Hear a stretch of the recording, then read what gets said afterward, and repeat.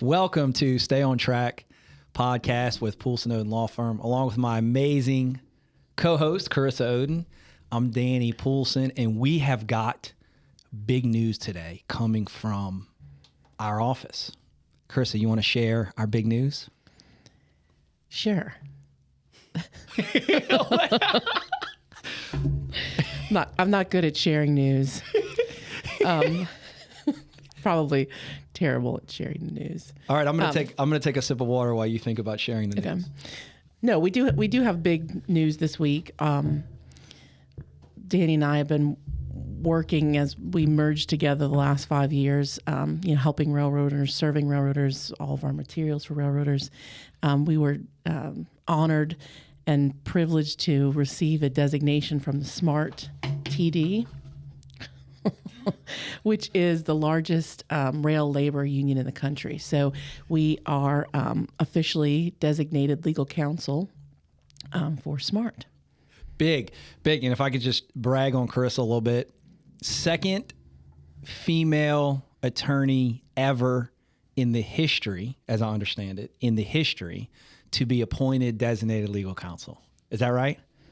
That is correct. Very cool. Very cool. Tremendous honor, and also very humbling with what we do with service. And so designated legal counsel, for our railroaders out there, y'all are familiar with that. For those listeners who are not railroaders and don't know what designated legal counsel is, Carissa, can you explain what that is and what that means and why it's such an honor to be appointed designated legal counsel for SMART Transportation? Sure. Most railroaders have kind of grown up hearing those words from their union. SMART, along with several of the other labor unions, filled a need several years ago when the railroad themselves have attorneys that can help when something happens, right? So they're helping the company, and the union decided for its members they needed lawyers that are designated for those members. So what we're here to do is help answer any and all of their questions, right? So whether it be an injury, whether they have questions about their disability, designated legal counsel, we have that title so that now you know you have, as a railroader, someone that you can call, someone that's here for you and for your interests, because the railroad, big company, lots of money, lots of attorneys, and the members, union members, need help too with any of their legal needs. So that's what we're here for.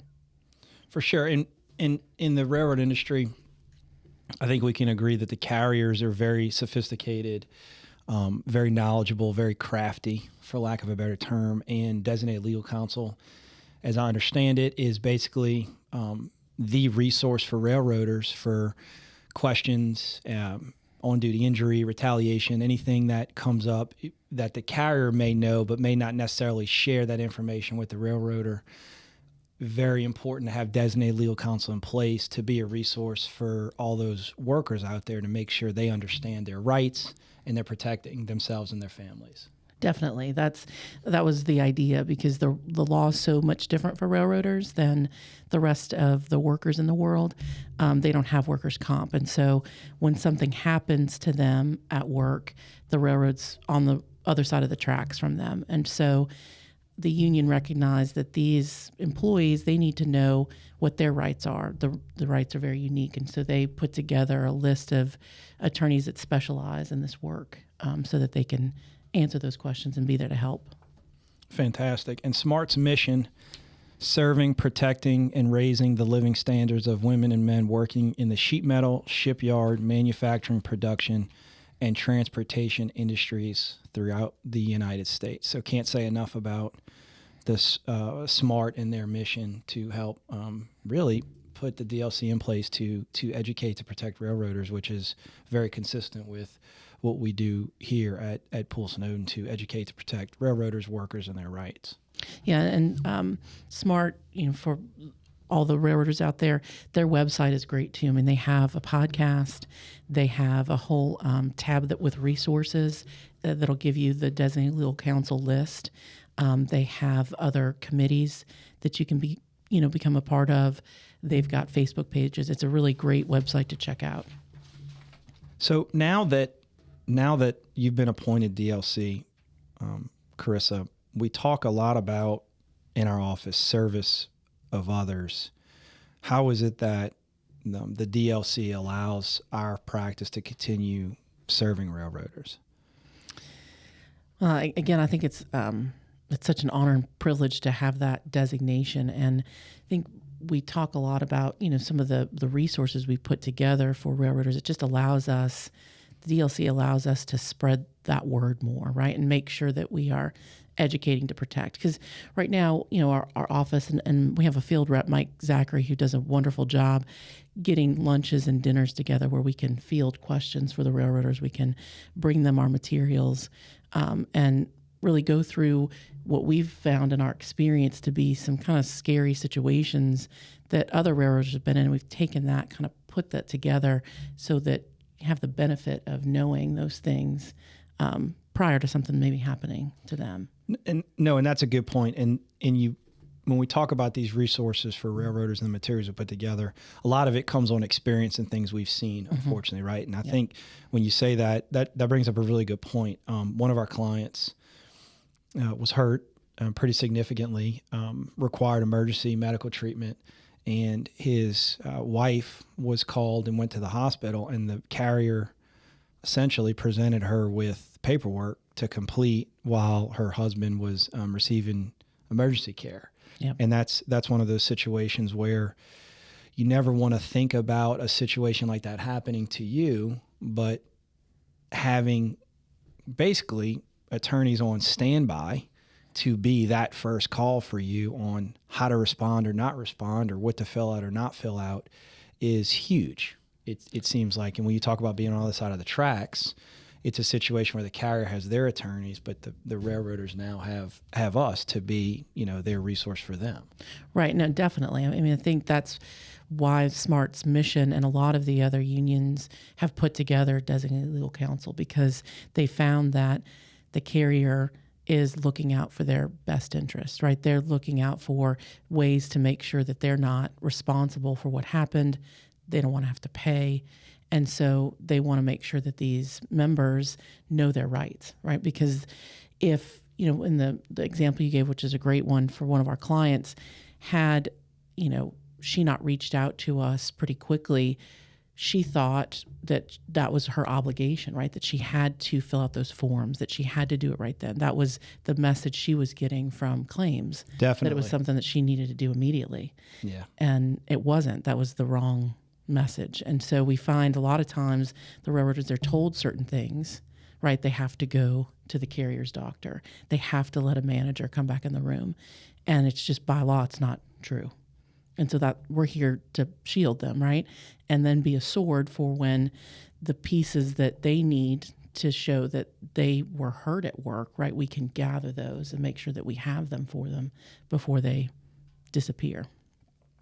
Yeah, and it's the front end that we talk a lot about in our office. And what I mean by that is the educating to protect. It's knowing before disaster strikes the next best thing to do. And if you don't, you call us and you make sure that you're doing the next best thing and you're educated before you make that decision, right? Because just in general in life, when we're making decisions, we want to make sure we have all the information available to us to make the best decision based on what we know to be true at that time. Right. And you're not experts at certain things, and you may be in a situation more likely than not that you've never had to deal with before. So you want to be able to lean on and rely on your designated legal counsel to address those circumstances to make sure you are making the best decision, not only for you, but for your family and the people you provide for. In this situation with our client, his poor wife was put in a situation where she needed to step in and do what was right. And our client was unable, because he was incapacitated, to communicate or talk about what it is he did or didn't need to do. And he wasn't in the right mindset, because at that point you're medicated, you're physically under duress, right? You've had trauma. So it's just a very, it seems so simple.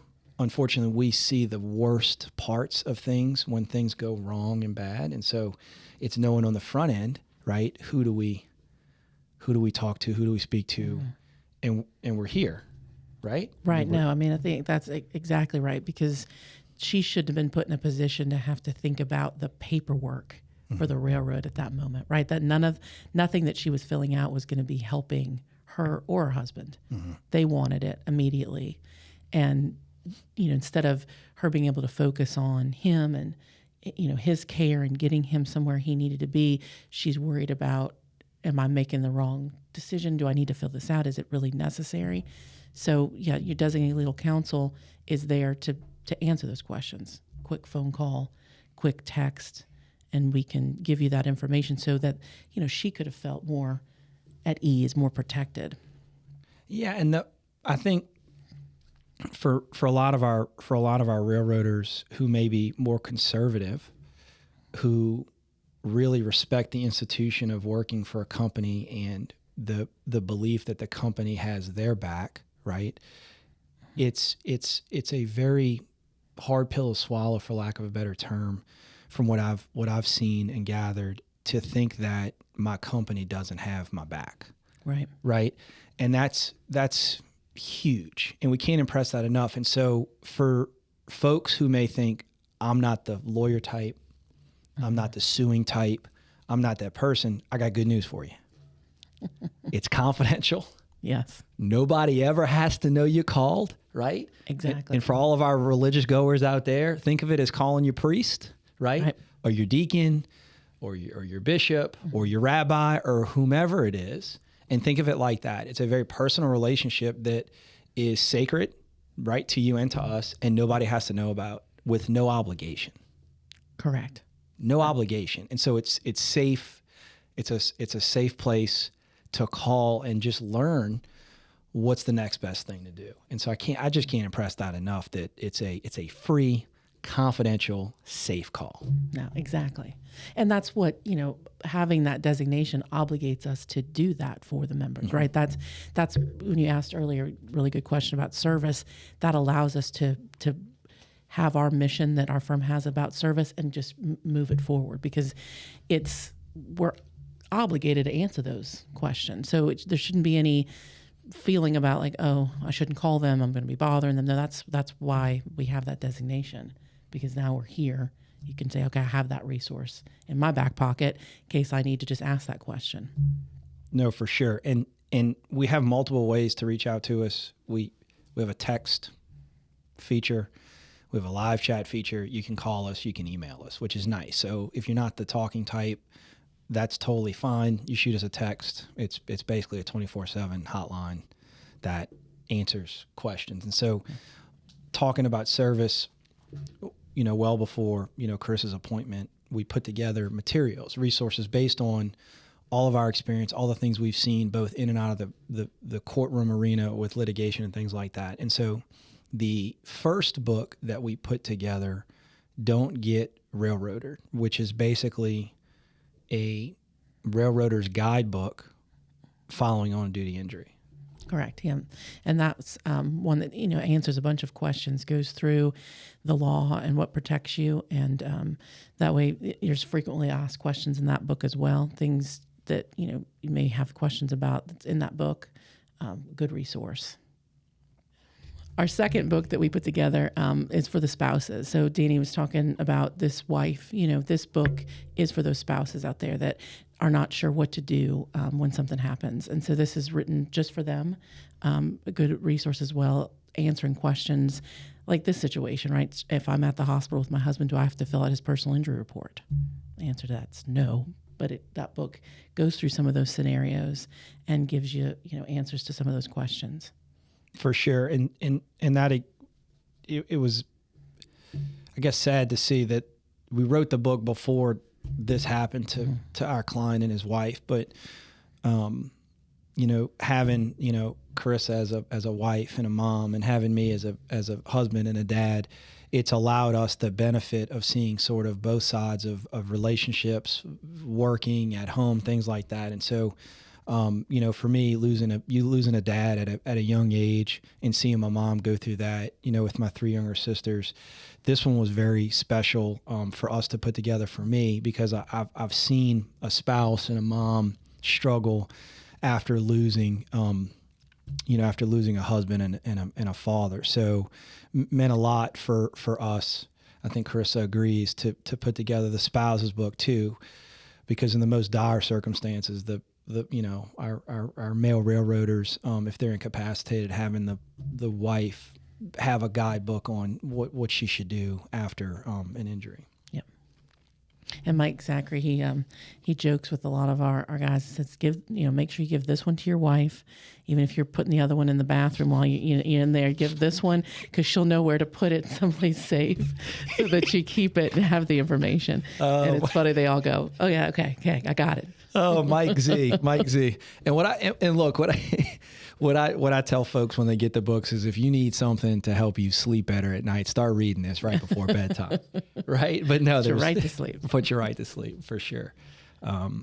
Okay, the third book we put together, and really give a lot of credit to Mike Zachary, who's sort of our boots on the ground investigator. We appreciate Mike and what he does with the lunch and learns and the dinners and learns and the events and putting everything together. We've taken frequently asked questions and common questions that we hear from railroaders, and basically we compiled a book that directly answers those questions. Mm-hmm. Yeah, Mike gathered all those questions over the course of the last year, and we were, I think both of us could say, and I think Mike too, we're really excited about that book because it was the direct questions that y'all had, some of which, Mike, he had never, really thought about before. It hadn't come up, and we were able to go and take that back to the think tank, put all those answers together for you. So now it's in one spot, and we're working on volume 2. Yeah, volume 2. Yeah, you're right. The fourth resource we put together, which I like a lot because it's waterproof. Show my color. It's waterproof. But it's a laminated flow chart front and back. And so the front side talks about basically the 7 steps following an on-duty injury, and how Carissa talked about earlier, being unfortunately on the other side of the tracks from your carrier, and the 7 things to do following on-duty injury. Mm-hmm. And the backside of that, we call the flow chart in the office, deals with retaliation. So that's a relatively new law, and a lot of railroads have questions about, if they are being retaliated or blacklisted at work. Is there anything they could do? And so that backside of the flow chart goes through what retaliation looks like, how you can document it, and the very short time frame you have in order to bring a claim, which is only 180 days. So that's highlighted so that if you're feeling any of those things at work, right? If you have a situation where you've reported a safety concern, or you've maybe been a witness to another coworker's personal injury, and you start to get tested more by your managers, or they demote you, or they're charging you with rule violations, those kind of things, your spidey senses kind of go up, and documenting those and calling us so that we can try to handle that or help you through that within those 180 days. Definitely. And I think when you say spidey senses, I think if you see something, say something. And 2 points to make about that. Generally in work, if you see something, say something. Reporting you should do, because safety should be the number one priority. And I think all of our railroaders agree. Safety is the number one priority. So if you see something, say something, you document it. It's there. If something does happen, God forbid, it's been documented. The carrier is put on notice. They need to make it safer. Mm-hmm. Right? And then the second part, if you see something, say something. If something, Carissa talks about spidey senses. She uses her hands to do spidey senses. But if you feel something is wrong and something is troubling you about how you're being treated at work, if you've been charged, rule violation, anything like that, I feel like that's enter Poolson Oden, right? Call us. Let's talk about it, because retaliation is a real thing. And fortunately for railroaders, that law is in place to protect you. So basically you're not blacklisted, you're not blackballed, things like that. So definitely if something just doesn't feel right about how you're being treated at work, call us, let's talk about it, especially if you've received a charge letter or rule violation. Look at it, because if it's related to safety concerns or on-duty injury or something like that, there's rules to protect you that the cannot retaliate against you. Also, whistleblower. That's another term that's used for retaliation. Right. That's a good point because, a lot of the railroaders, they refer to it as whistleblower.